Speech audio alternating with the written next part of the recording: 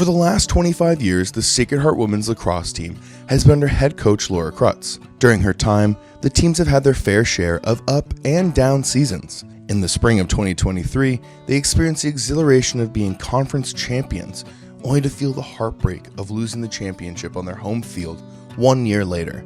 But this isn't enough to waver the team as they enter a new season and a new conference. Senior goalie Lisa Martin uses the heart-rendering championship game as motivation. It feels good. Definitely didn't want to end how it ended by losing in the championship game, but you know what?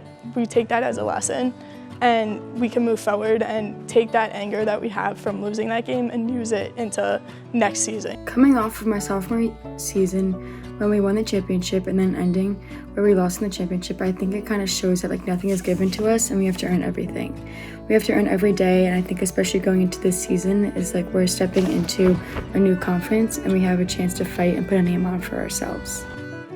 And this sentiment is true, from coach to player. Coming back as one of the top teams in the NEC, teams are going to want to show us what the MAC is about. So I think just having the opportunity is exciting in itself, and the players wanting to prove themselves at a different level. Entering the new conference, we could really take that, and I want to make a name for not only Sacred Heart women's lacrosse, but Sacred Heart, and just disrupt the MAC conference. And I want to be in the MAC and show them that Sacred Heart's here to show up. With all this in mind, the goals for the players and coaches alike stay the same entering the MAC conference. And just making sure that everyone is on the same page, as a unit, as a team, and as a family. We all have the same mindset going into the season. The little things lead to big things, and I think that's honestly, one save could change the momentum of the game. One goal could change the momentum. So it really, I think the little things we could focus on. A new season, a new conference, but still the same standards set in place as always. I don't think much changes. Our culture stays the same, our standards stay the same, our expectations stay the same. The team's going to do great when players hold players accountable. I'm showing off my best so that others can follow, especially as an upperclassman.